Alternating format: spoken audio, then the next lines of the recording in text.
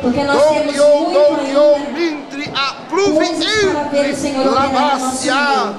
Mas antes de tudo, irmãos, eu quero agradecer a todos os jovens que se empenharam, que se dedicaram o máximo possível de suas vidas para que nós pudéssemos estar realizando essa festividade nesta noite.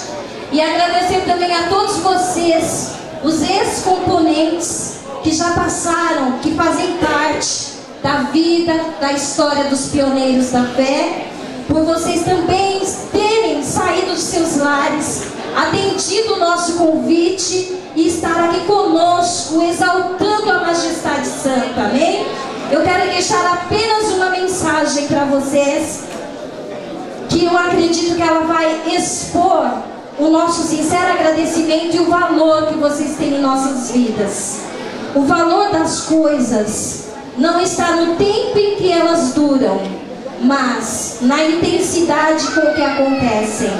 Por isso, existem momentos inesquecíveis, coisas inexplicáveis e pessoas incomparáveis. Que Deus abençoe a todos vocês. Amém.